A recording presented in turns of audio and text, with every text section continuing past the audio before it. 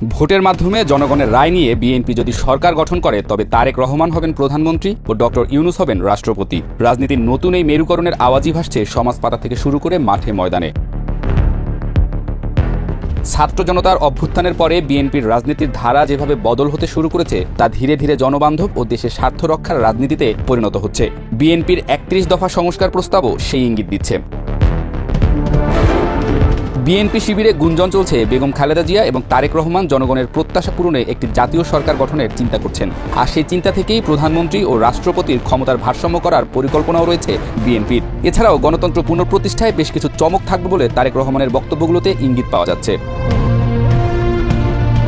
রাজনীতির নতুন এই সমীকরণের পক্ষে বেশ কিছু যুক্তিও পাওয়া যাচ্ছে সচেতন মহল থেকে। হাসিনা সরকার দেশকে এমন একটা ভঙ্গুর অবস্থায় রেখে গেছে যে সরকারি ক্ষমতায় আসুক বড় চ্যালেঞ্জ নিতে হবে। সেক্ষেত্রে আওয়ামী লীগ ছাড়া সব বড় রাজনৈতিক দলগুলোকে এক ছাতার নিচে থেকে নতুন বাংলাদেশ গড়তে হবে। ডক্টর ইউনূসের আন্তর্জাতিক গ্রহণযোগ্যতা এরই মাঝে প্রমাণিত। অন্যদিকে ডক্টর ইউনূসকে বলা হচ্ছে গণ অভ্যুত্থানে নেতৃত্ব দেওয়া ছাত্র জনতার প্রতিনিধি। সুতরাং তিনি রাষ্ট্রপতির পদে থাকলে ছাত্রদের নতুন দল এনসিপিও রাষ্ট্র ক্ষমতার কাছাকাছি থেকে বিএনপিকে সমর্থন করেই চালাতে পারবে তাদের রাজনৈতিক কর্মকাণ্ড। প্রিয় দর্শক, আপনারা কিন্তু এই ভিডিওর প্রথমে কিছু স্ক্রিপ্ট দেখেছেন। সেই ভিডিওগুলোর স্ক্রিপ্ট দেখে কিন্তু আপনারা বুঝতে পেরেছেন যে বাংলাদেশের প্রধান দল এখন বিএনপি এবং তারা কিন্তু এখন সরকার গঠন করতে চাচ্ছে ডক্টর মোহাম্মদ ইউনূসের সাথে করে নিয়ে। আপনারা কিন্তু এটাও শুনেছেন যে প্রধানমন্ত্রী হবে তারেক রহমান এবং দেশের রাষ্ট্রপতি হবে ডক্টর মোহাম্মদ ইউনূস। আপনারা এই ভিডিওটা দেখার পর আপনাদের মন্তব্য অবশ্যই কমেন্ট বক্সে জানিয়ে যাবেন যে বাংলাদেশের জনগণের মতামত এবং ভোট নিয়ে তারা যে জাতীয় সরকার গঠন করতে যাচ্ছে আসলে এটা বাংলাদেশের জনগণের জন্য ভালো হবে নাকি খারাপ, অবশ্যই আপনারা কমেন্ট বক্সে জানিয়ে যাবেন। সাথে সাথে কিন্তু আপনারা এটাও জানিয়ে যাবেন যে প্রধানমন্ত্রী শেখ হাসিনাকে আবারও ক্ষমতায় দেখতে চান কিনা,